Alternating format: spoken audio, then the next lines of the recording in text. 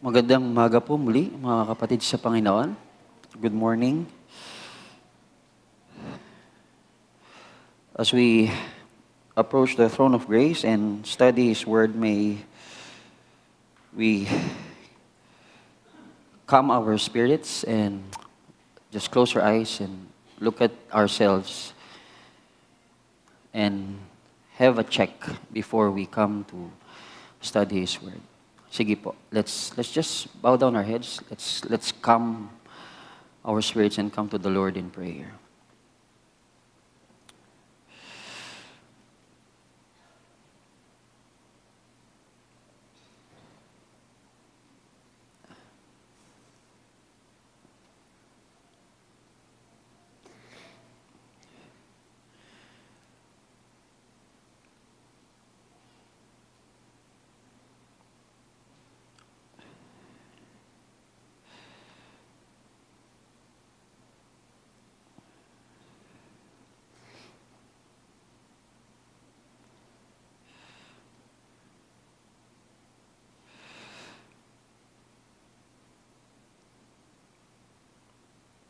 Amang Diyos na makapangyarihan sa lahat, marami pong salamat sa araw na to.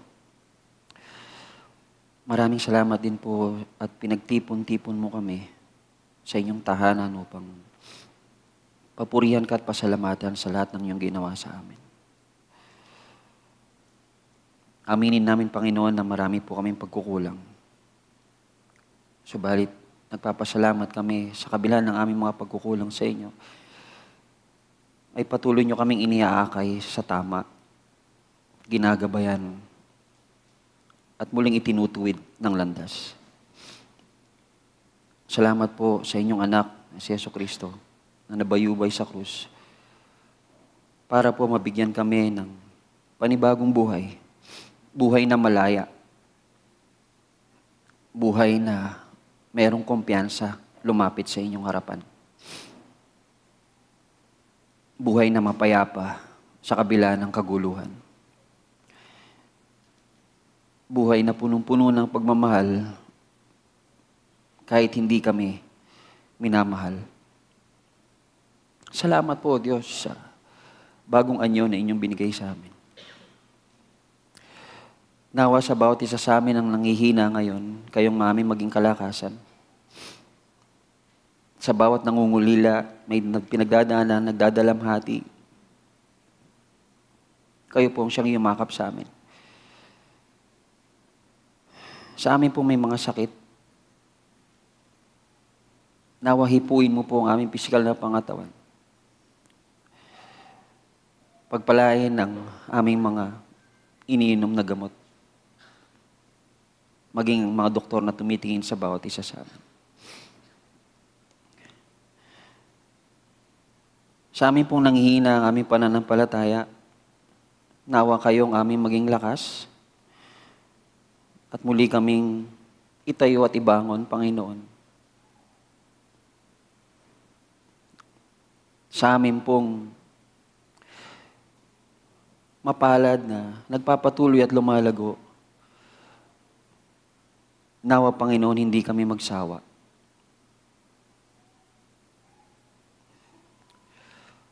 Sa amin pong pag-aaral ngayon ng iyong salita, nais namin ng iyong banal na Espiritu ang siyang manguna sa amin. Tanggapin ang nais niyo. Ito man ay koreksyon sa amin o pagpapala. Nawa maging bukal sa aming puso at isipan. Ang lahat ng ito ay aming nilalapit sa inyo ng merong paggalang, pagpupuri at pasalamat. Sa tanging pangalan ng iyong anak na si Jesucristo, aming Panginoon tagapagligtas. Amen. Amen. Again, good morning. And allow me to continue what we have left off last Sunday. This is part 2 of a series that we are going in the book of Colossians. Ayusin ko lang po yung timer ko kasi mukhang mali po ata yung clock. So, Paul gives us a serious reality check in his letter in Colossae. Again, ulitin ko, he is not just calling us to believe differently, but rather he is calling us to live differently, bagong pamumuhay. In your life, if your life has been hidden with Christ in God, then your life on earth should reflect the hidden treasure, which means your affections should be set on things above, not below. Your identity is no longer found in your past, your habits, your failures, or even your culture.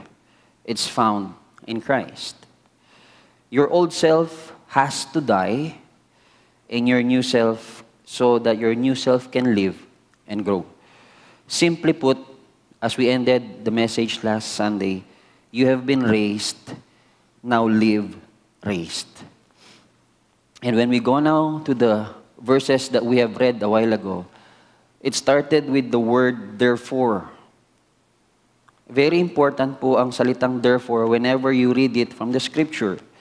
Sabi niya, therefore, as God's chosen people, holy and dearly loved, clothe yourself with compassion, kindness, humility, gentleness, and patience. When you come to look at that, in the previous verses, dinescribe lahat ni Paul yung old self natin, yung lumang pagkatao natin. Ngayon, itinutuloy niya, kung tayo nga ay namatay na sa lumang pagkatao, sa lumang laman, tayo'y muling nabuhay, therefore, sabi niya, ito na po dapat ang ating ipapamuhay. It is used in the New Testament to serve as, to connect doctrinal truths with practical living. Ibig sabihin, from chapters 1, 2, we have heard of the doctrine of the supremacy of Christ. So pagdating ngayon dyan sa mga passages, and even in the succeeding passages, sabi niya, yung naintindihan yung doktrina, ipamuhay nyo. Sapagkat, yung narinig yung doktrina, ay kayo yon. Si Kristo yon. It underscores the importance of applying theological truths to daily life. It reflects the biblical principle that belief and behavior are intrinsically linked. Ibig sabihin, yung orthodoxy, kung ano itinuturo sa inyo, sa life group, sa Bible study, ang pagbabasa ninyo, ang pagdinig nyo sa mensahe sa pulpito, kailangan itong lahat ng aral na ito, orthodox, theology, doctrine, ipamuhay nyo, orthopraxy. Live it out. Ipamuhay. Hindi pwedeng hindi. Kasi link yun. Doctrine and practice. Link yun. Okay? Ito yung larawan. For believers, tayo, as followers of Christ, the frequent use of therefore in the Bible serves a call to action. Kaya nga magising na tayo sa katotohanan. Kailangan na ng aksyon bilang mananampalataya. It challenges Christians to live out their faith in tangible ways. Pag sinabing tangible, nakikita, hindi nakatago. Responding to God's grace with obedience and service. We obey through our service to the Lord. The word encourages a holistic approach of faith, where doctrine and practice are seemingly integrated. Pag sinabing holistic, kabuuan. Hindi pa pwedeng compartmentalize. Ito lang muna, Lord, sa susunod na ito. Sa love life, ako. Sa pera, kayo. O baka kalahati tayo. Yan. Hindi po ganun. Holistic lahat. Okay? So in summary, ang therefore is a key term in biblical literature that bridges the gap between divine revelation, yung ipinakita ng Diyos, at ang responsibilidad ng sangkatauhan. Urging them now as believers to those who believe in a manner consistent with the truths they profess. Pag sinabi niyong Kristiyano kayo, ipamuhay. Pag sinabi niyong born again kayo, ipamuhay. Tulad lang din yan ng mga profesyon ng bawat isa. Pag sinabi mong inhinyero ka, ipamuhay mo ang isang inhinyero. Pag sinabi mong doktor ka, ipamuhay mo ang doktor. Di ba parang hindi tugma na doktor ka, pero ang ipinapamuhay mo, inhinyero? Hindi, di ba? Pero kung makikita nyo, madalas ganun yung nangyayari sa atin. Tanggalin na po natin yung ganung konsepto, lalong-lalo na pagdating sa doktrina ng Panginoon at sa lahat ng inating pinapakinggan patungkol sa kanyang mga salita. So in the previous verses last Sunday, nakita natin kung sino tayo. Namatay tayo, nabuhay tayo ng muli, at ang ating buhay ngayon ay nakatago sa Diyos Ama kasama ni Jesucristo. So may union. Okay? And that union now lead us to new life.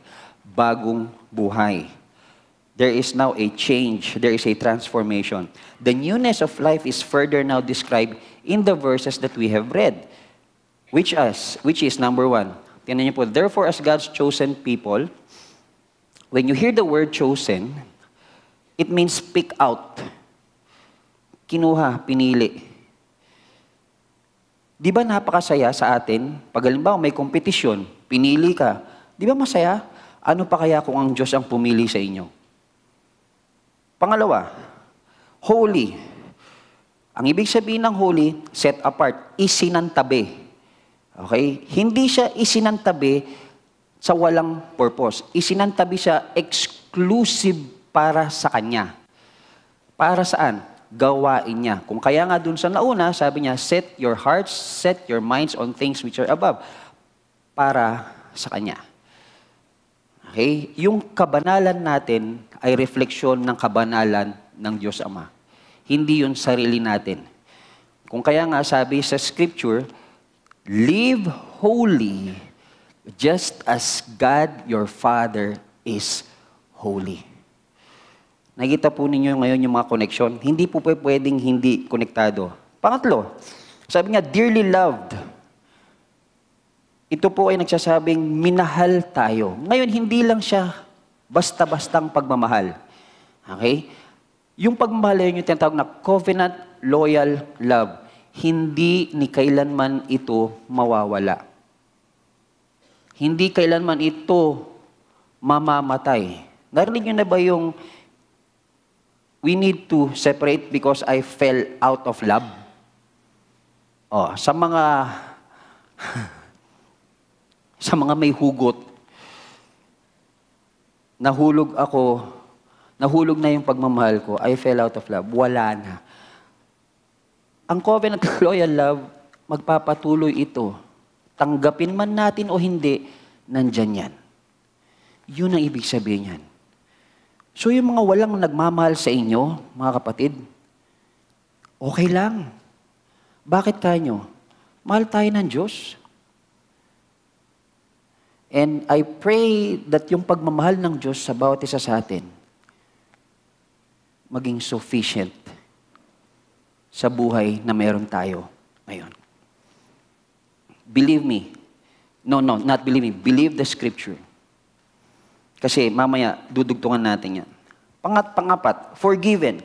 Tumalon po tayo sa verse 13. Ang ibig po sabihin yan, to grant forgiveness, to pardon. Okay? Patawarin, forgiveness. Para po sa atin, maintindihan natin, pag wala ho si Jesus at hindi ho siya namatay, kahit anong klase ng ating pagtatrabahong malinis ang ating kasalanan, hindi tayo magtatagumpay. Hindi tayo magtatagumpay. Kahit sabihin yung kayo na ang pinakasukdulang, pinakamabait sa tao sa buong mundo, hindi yun magpapatanggal, magpapatawad, mag-aalis ng mga kasalanang ginawa natin. Diyos lang. Si Jesus lang. Kung kaya naman, sa ganong walang pag-asang buhay, napakagandang marinig na tayo'y pinatawad na. Binurang lahat ng ginawa nating kamalian. At ni kailanman hindi na ito uungkatin pa ng Diyos. Sapagkat bago ka ng nilalang. Di ba napakagandang pakinggan yun? Pinatawad ka na. Malinis. Huwag mo nang balikan yung nakaraan. If you say you're a believer in Christ, a follower of Christ, I hope and pray that we will wake up in this reality of the great work that God has done in Christ so that we can walk forward and say, Lord, unbelievable.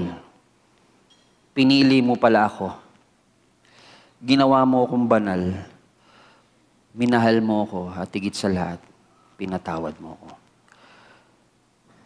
Reality check number 1.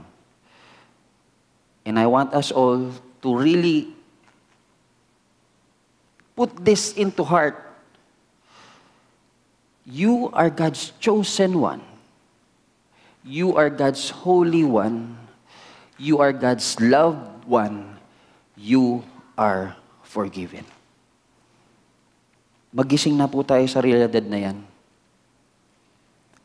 Waking up to this reality of the newness of life, what happens? We put on now the new clothings. In the scripture that we have read, sabi niya, put on, clothe yourselves with what? Ito po, here are the following. Ito yung isusuot natin. Okay? Last Sunday, yung tinanggal natin, maruming damit. Sino dito naliligo? Walang naliligo sa inyo. Sabi ko na kaya medyo mahirap huminga ngayon dito sa loob. Hindi. Pag naligo ba kayo, binabalik nyo ba yung damit nyo? Hindi na, di ba? Yung tipong yung damit nyo, pag binato nyo sa pader, didikit. Di ba? When you bathe yourself, you change your clothes. You do not put your old clothes. You put new clothes. Pagkatapos, you put new clothes in accordance to what? Either the occasion, purpose, or your goal. Tama? Pag manligo kayo, matutulog na kayo, magga-gown ba kayo? Hindi. Pag maliligo kayo, mag-attend kayo ng kasal, magbe-bathing suit ba kayo? Hindi. Ganun ho ang buhay Kristiyano. Pinaliguan ho tayo ng Diyos sa kanyang dugo, nilinis ho niya tayo, tinanggal niya yung maruming damit natin, isuot natin bagong damit. Ang kabaliktaran lang ito. Pag tayo naliligo, sino nagsusuot ng damit? Tayo. Sa buhay Kristiyano, sino nagsusuot ng damit? Ang Diyos. Tanggapin nyo. Isuot nyo. Yun pong ibig sabihin. Yun po yung matibay na doktrina na ang union natin sa Diyos talagang matibay at panghabang buhay. Ayaw mo man yan, nakasuot yan sa'yo. So anong gagawin mo? You submit, you surrender, ipamuhay mo na. Diba? Number 1, compassion. Mercy. It describes the inner affection of inner emotion. We need to display tender feelings of compassion towards one another. Alam niyo po ba sa Greek ito, ang tawag ay bowels. Alam niyo yung bowels? Pangit pakinggan, ano? Bowels. Hindi yung a, e, i, o, u. Okay? Bowels. Yung loob. Innards. Bituka. Ano ibig sabihin yan?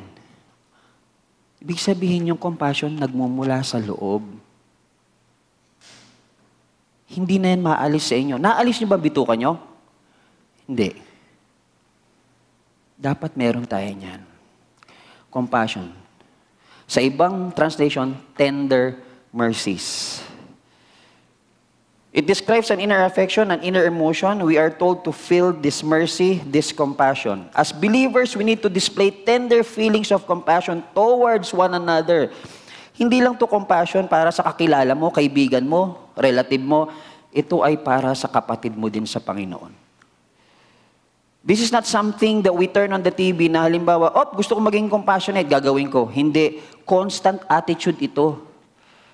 Yun yung ibig sabihin. Kaya nga, inner. Hindi mo lang pwedeng sabihin, tanggalin ko muna yung bituka ko dito, tanggalin ko muna yung tiyan ko dito. Kasi ayaw ko yung pagkain. Sabihin ko, hindi ako makain, nagda-diet ako. Tapos ibabalik ko pag gusto kong kumain. Hindi ho, ganun. ang compassion na sinasabi ni Jesus na ibinibihis niya sa atin, nasa loob. Next, kindness. Anong meaning nito? Meaning is benignity. Now, nung una, akala ko benignity. Hindi pala benignity yan. Benignity. The word benignity in English dictionary is defined as the state or quality of being kind or gentle.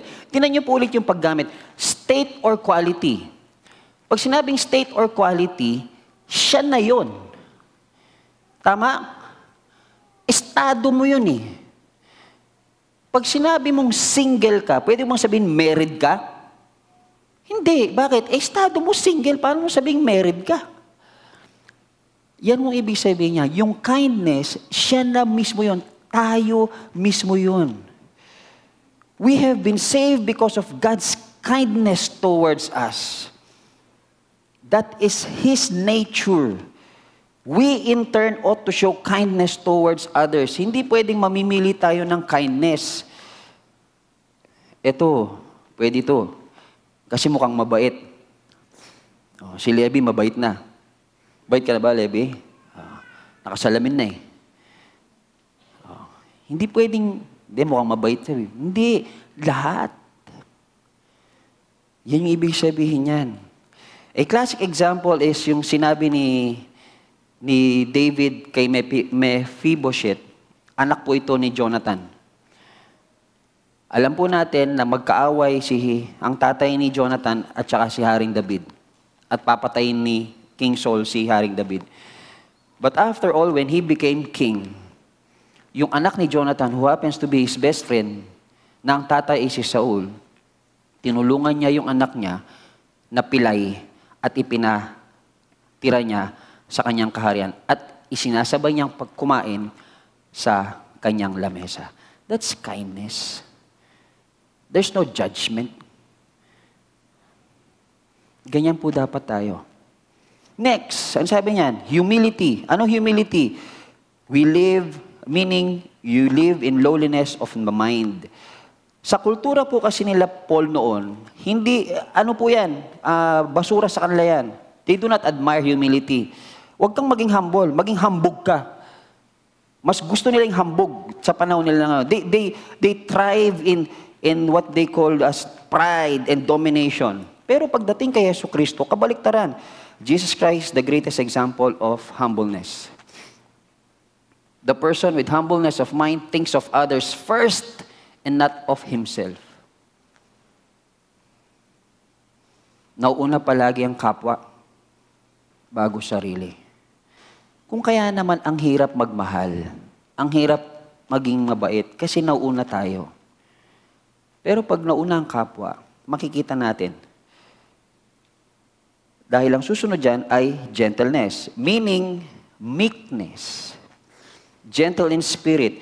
Meekness is not weakness. It is strength under control. It involves controlling one's anger, frustration, and other impulses, choosing persuasion and patience over outbursts. Anong difference ng reaction at saka response? O react and response? When you react, it's an outburst. When you respond, you think.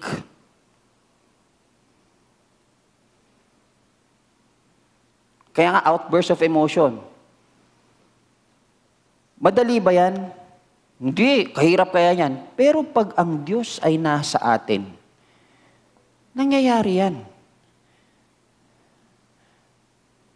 Ang tanong ko lang kasi, sa sarili ko nun, o kaya maging sa inyo, narinig niyo ba yung bakit hindi siya nagbabago? Tama? Anong sagot usually pag hindi ka nagbabago? Ano po, pag sinabing hindi ka nagbabago, anong usually yung sagot? Bakit hindi ka nagbabago? Kasi, ano? Kasi, ako ito eh. Tama? Kinalakihan ko ito. Tama? Pagdating sa scripture, anong sabi? Wala na yung luma mo.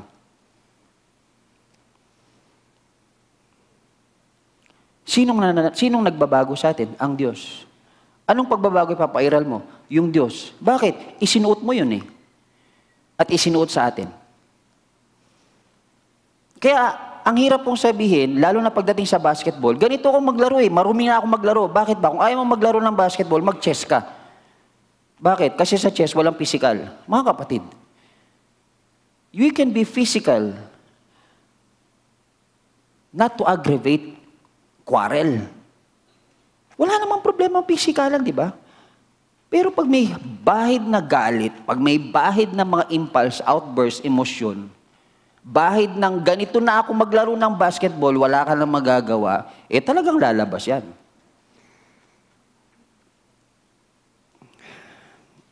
Kaya we are always reminded, our identity is not in the past. It's in Christ. Let's wake up to that. Because the next thing is patience.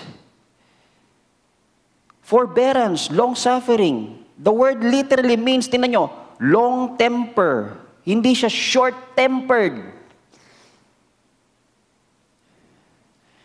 It speaks of acts and impulses and lack of control, ang short-tempered. But when a person is patient, there is long-suffering. He can put up with provoking people or circumstances without retaliating. Tayo hindi eh. Pag pinitik mo yung tenga, sige nga, pitikin mo yung tenga, pitikin ko ulo mo eh. Oh, yan na.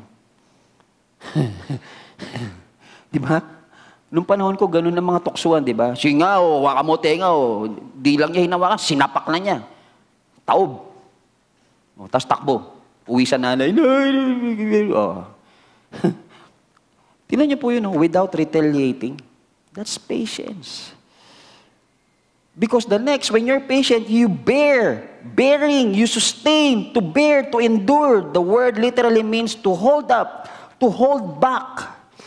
Mga kapatid, ito example. Since ang ina-example natin palagi si Jesus, ang Diyos, hinold back niya yung condemnation niya at judgment sa atin nung tayo'y makasalanan. Dahil kung hindi niya hinold back yon, wala nang buhay sa atin dito. Lahat tayo hinusgan na, pinatay na dahil sa ating kasalanan. Pero dahil hinold back niya yun, kaya tayo buhay. Mahirap. Natural. Because when you bear, anong susunod dyan? You forgive. You grant forgiveness. You grant pardon. It's not enough that a Christian must endure grief and provocation and refuse to retaliate. He must also forgive one another. Or forgive the troublemaker, I'm sorry.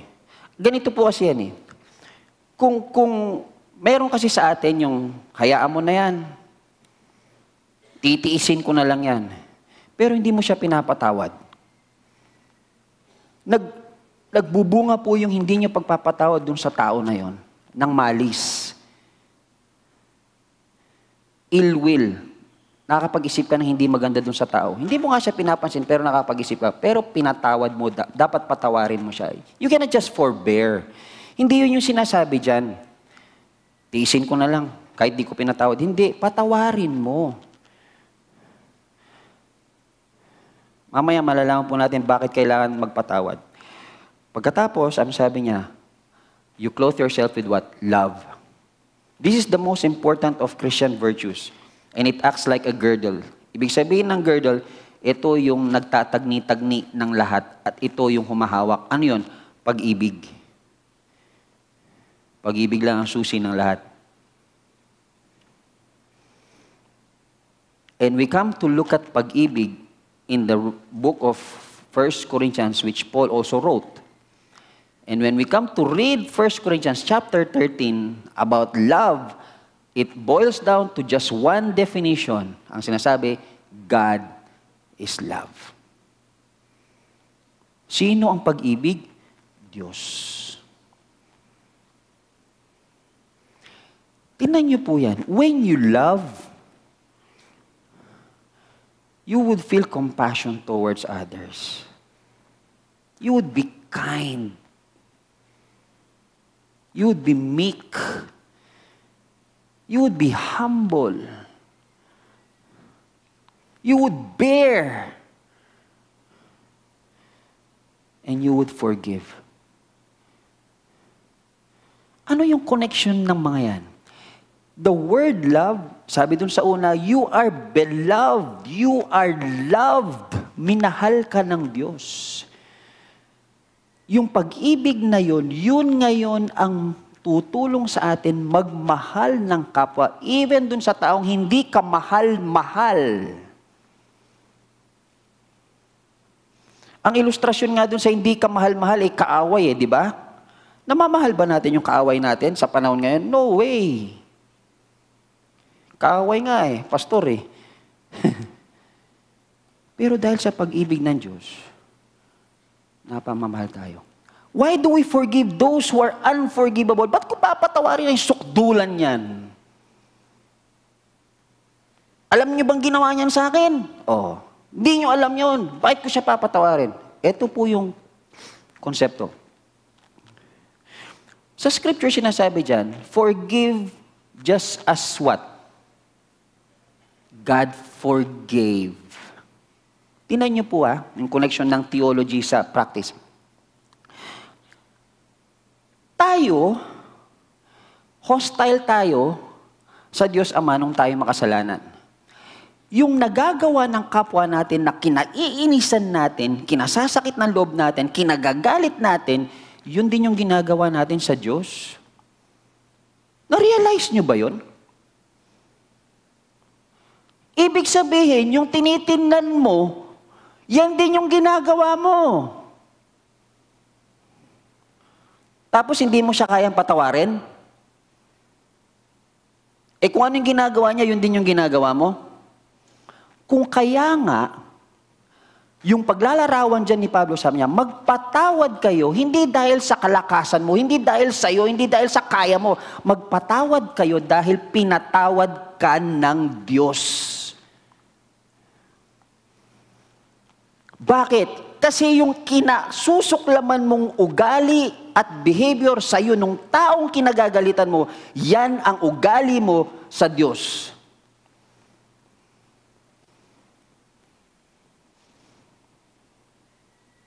Subalit pinatawad tayo. Kaya matuto tayo magpatawad. Pagdating naman ng panahon, hindi naman yung taong yun ang huhusga sa atin ang Diyos.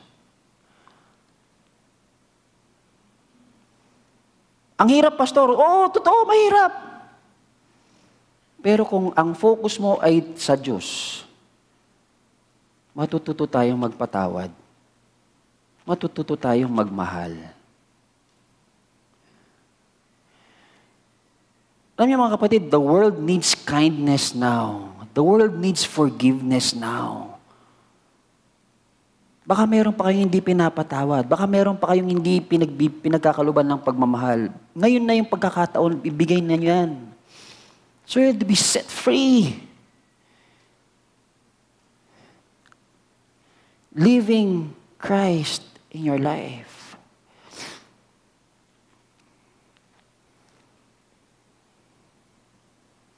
Reality check number 2. You must put on the new clothings. New life. What are those? Compassion, kindness, humility, gentleness, patience, forgiveness, bearing with one another, and love. When we put those characters of Christ into action, it changes the way we treat one another. Tapos na pala, pastor Pwede na tayo mag-closing prayer. Hindi, dahil sabi ni Paul, meron pa. He reminds us of the new life in Christ is not only about how we clothe ourselves, but also about what captivates our hearts. Pag sinabing captivates, ano ba yung nagpapasaya sa buhay mo? Ano yung kumukuha sa puso mo? Ano yung nagdadrag ng attention sa puso mo? Ano yung laman ng puso mo? Ikaw, pastor, ay, thank you. Hindi. Anong laman ng puso mo? Ang Diyos. Si Jesus, bakit? Kaya tinan niyo po, sabi niya, let the peace of Christ rule in your hearts. Since as members of one body, you were called to peace and be thankful. The word let again is very, very important. Ang let dyan, hindi permission. Ang let dyan ay patungkol saan? Doon sa peace ni Kristo. So sinasabi niya, yung kapayapaan ni Kristo dapat nasa puso mo. The frequent biblical exhortation to let something happen serves as a reminder of the active role that they play in their spiritual journey. It calls for a response of obedience, faith, and alignment with God's will. It is a command that encourages a life that reflects the character and purposes of God. Kasi nga, we are raised already. The word let in the Bible is a very powerful term that conveys divine authority, human responsibility, and the call to live in accordance with God's will. Its usage throughout the Scripture provides insight into the nature of God's interaction with His creation and His expectation to His people. Konektado po yan. Let the peace. Ano yung peace of Christ? Tingnan niyo po ito. John 14:27, peace I leave to you, my peace I give you. I do not give to you as the world gives. Do not let your hearts be troubled and do not be afraid. Yung kapayapaan ng Diyos becomes our peace, and that affects us what? Having an untroubled and unafraid heart. Hindi lang siya peace ng tranquility. Hindi po yun. Yan po ay peace in the midst of chaos.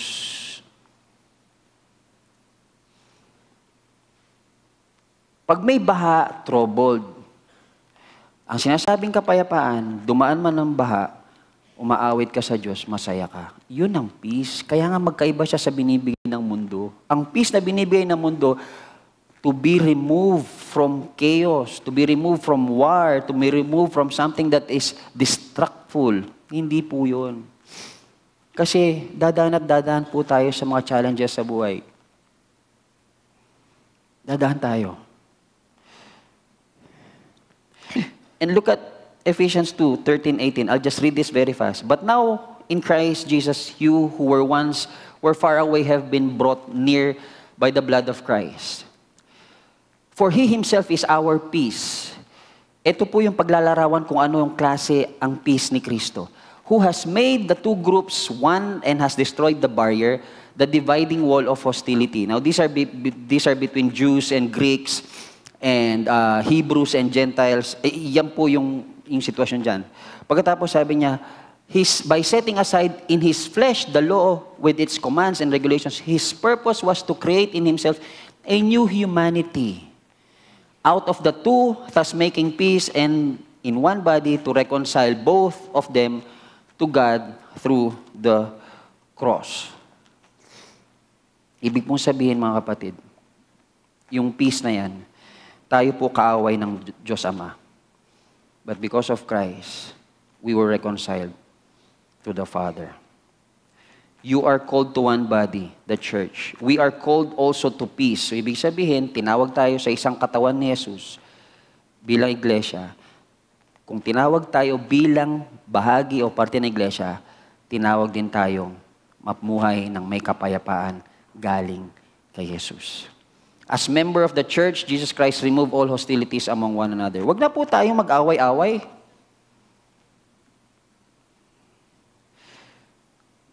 We need to look at that. Now, when we come to the rule, sabi niya, pag sinabing rule, sa atin kasi merong governing. Pag sinabing rule, ito po yon. Ito po yung pamumuhay niyan. 10 minutes.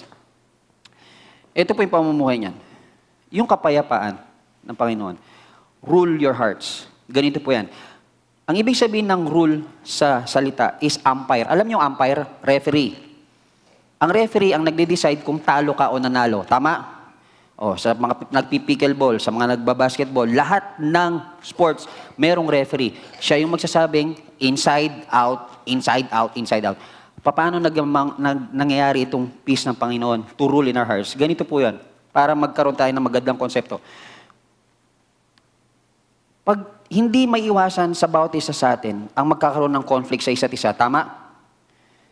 Hindi matatanggal yon. Kasi yun yung katuruan ng peace. Tanggalin mo lahat ng conflict, yan, mapayapa ka. Sa buhay Kristiyano, meron at meron darating. Subalit, eto ngayon, ang tanong, pwede ka bang magalit o hindi? Pwede. Pero sabi ng Scripture, magalit ka, huwag aabot dun sa gagawa ka ng kasalanan. Okay? Now, huwag niyong kukunin yung konteksto na si Jesus Christ nagalit, kaya ako magagalit. Ibang klaseng galit yon, okay?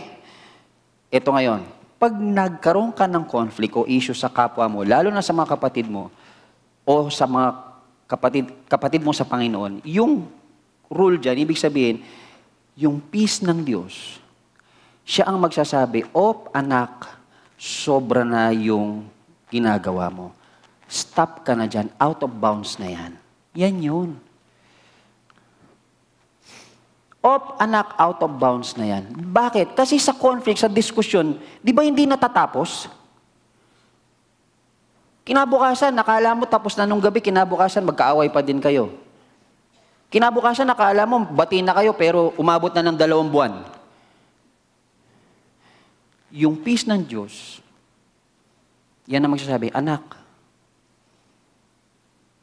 tama na, out of bounds na yan. Wag ho tayo yung mga atleta na hindi nakikinig sa referee. Makinig tayo sa referee, lalo na kung ang referee natin ay ang Diyos. And so when we come to that, saan natin nakukuha yung mga ganong konteksto? Sa Word of God. Kaya nga diyan, Word of Christ should what? Dwell in us. Pag sinabing dwell, maging tahanan ng banal na salita ang buhay natin. Ang katawan natin maging bahay ng salita ng Diyos. As we study and meditate and apply the Word of God, it becomes permanent part of our lives. We will discover how rich the Word is with spiritual treasures that give values to our lives.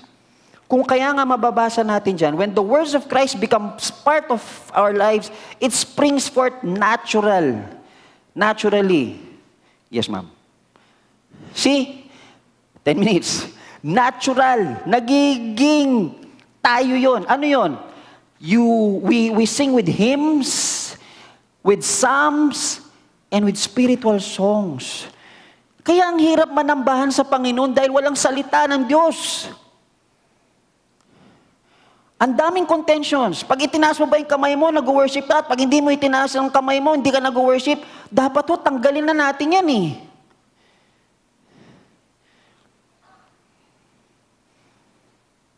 It naturally comes out when the Word is in our hearts.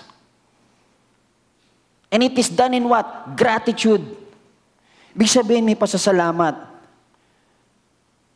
Let's not look at others how they worship. Look at ourselves. How do we worship? Puro na lang tayo kasi puna dito, puna doon eh. Yung sarili natin, di natin pinupuna. We need to wake up in that reality, mga kapatid. The word gratitude means grace. Dahil sa grace ng Diyos, tayo ay nandito. Tayo ay nabubuhay, tayo nakakapagsamba. None of this is mere human production. Hindi ito galing sa ating kakayanan. Everything is done by grace in our hearts, manifesting towards others, kapatid sa Panginoon, kapwa, at lalo't higit sa Diyos. And this is what we call, and this is what John is telling, there would come a time that people will worship me in spirit and in truth. That is genuine worship, when the Word of God dwells in all of our hearts. When it dwells, you go to your activities, life groups, teachings and all. Pag tayo pag ang buhay natin ay tahanan ng salita ng Diyos, we can teach, make truth of the gospel. Ipinapakita natin kung ano yung tama. We say things that are clear, hindi chaos, confusion. We admonish, exhorting, motivating, encouraging, urging someone. Pwede siyang corrective, pwede siyang hindi. Kaya nga yan po yung sinasabi. Pag ang salita ng Diyos nasa puso natin, matututo kayong magturo. You can teach God's Word. And you're going to use God's Word to admonish one another. Di ba sabi niya dyan? In teaching and what? Admonishing. And how do we do teaching and admonishing? Sabi niya, we do it in all wisdom and not carelessly. Hindi basta-basta itinuturo ang salita. Uy, nakatch ko yung sinabi ni Pastor, ituro ko nga ito. Hindi basta-basta ganon. Pag-aralan nyo. Pag-aralan natin. Kasi iba yung turo ng Diyos dun sa taong yon. Iba ang turo ng Diyos sa inyo. Special kayo. Tingnan nyo yun. And finally, sabi niya, whatever you do, whether in word or deed, you do it all in the name of the Lord Jesus Christ. And we would end here. Ang tanong lang ngayon, paano gawin yung whatever you do? Paano yung in word and in deed? Now, the word whatever there is this. It means there is no sacred or secular split in God's eyes. Wala yung sinasabing, maganda yung aking pananalita, maganda yung lahat ng ginagawa ko kasi nasa loob ako ng iglesia. Pagdating sa labas, hindi. Wala pong secularism dito, wala pong sacredness. Lahat po yan iisa. Our life. How you live Christ in the church is the way you should live Christ outside in your work. There is nothing outside of Christ's lordship. We should be Christ-conscious and thankful to God at all time. Paano yung pananalita? Paano yung work? Every time you do, that is our life. Anything at home, sa trabaho, sa community, we do it all in speaking, let it be in the name of the Lord. Ano ang larawan nito, mga kapatid? And we would end here. Sabi niya dyan, Colossians chapter 1, 10-13, so that you may live a life worthy of the Lord and please Him in every way, bearing fruit in every good work, growing in the knowledge of God, being strengthened with all power according to His glorious might, so that you may have a great endurance and patience, and giving joyfully thanks to the Father who has qualified you to share in the inheritance of His holy people in the kingdom of light. For He has rescued us from the darkness and brought up into kingdom for the Son He loves, in whom we have redemption and the forgiveness of sins. Make sure that you think that all your words and works represent your new King, Jesus Christ, your new citizenship, heaven, and a new place in the family of God as your Father. Meaning, reality check number 3, you must let Christ captivate every part of your life. According to Dietrich Bonhoeffer, sabi niya, when Christ calls a man, He bids him come and die, but He also bids us come and live. Every word, every deed, every moment under His name. Christ is not just part of your life. He is life. He must be sovereign in your relationships, in your work, worship, and in words. To end, brothers and sisters in the Lord, Paul's words in Colossians are not just good advice. They are reality checks. If we are in Christ, then the old life has died, the new life has begun. Our reality check. Are you wearing compassion? Just admiring it from a distance? Are you clothing yourself with humility and still trying to win every argument? Are you letting the peace of Christ rule your heart, or is your life ruled by anxiety, bitterness, and self-interest? Are you just singing the songs, or is the word of Christ dwelling richly in you, shaping your thinking, your speech, your clothes? Take a sincere self-examination, brothers and sisters. The reality is you cannot fake it. You either have it or you don't. And if you don't, it's time to return to Jesus Christ, the vine. Ask the Holy Spirit to show you what you really are wearing. Is it pride or humility? Grudges or forgiveness? Anger or peace? And then ask God to help you put on Christ again every morning. Let's not just talk about love, let's live it. Let's not just sing peace, let's walk it. Let's not just hear the word, let's do it. The world doesn't need Christians who just wear the title. It needs believers who live the truth for the sake of the gospel of Christ. We have been dead. Now we arise. Our life is hidden in Christ. Live as God's children, raised to life. Let's close our eyes and pray. Father, we thank you.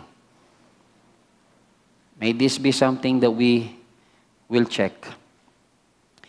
And as we check it, O Lord, may we live it. Ipamuhay namin.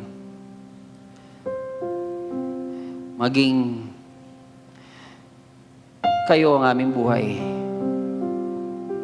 Huwag lang namin itong kukunin bilang magandang payok. Bagkus kunin namin ito bilang kayo. Ano kami sa inyo? May it be our response today, O Lord. Ano man ang mangyari. Until you come back, we would stay in your presence always. Sa piling mo, ika nga. Sa piling mo, Diyos. Simula ngayon, mga kapatid, may we have that heart until the Lord, our Savior, Jesus Christ, will return. We all ask this in Jesus' name we pray. Amen and amen. Let's all stand up and sing to the Lord.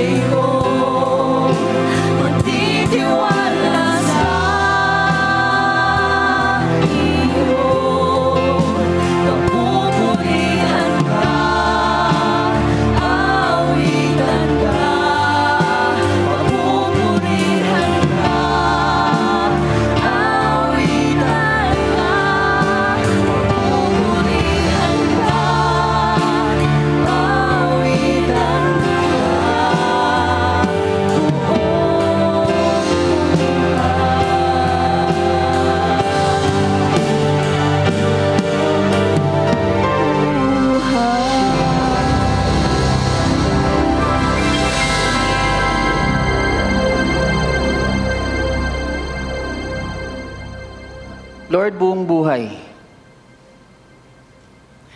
we offer to you. And as we offer our lives to you, as you rule our lives,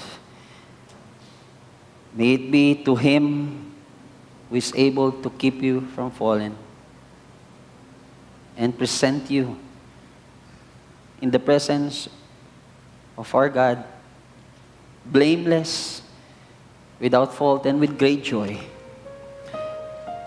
To the only God, our Savior, be glory, majesty, power, and authority through Jesus Christ our Lord, before all ages, now and forevermore. Amen and amen. God bless you.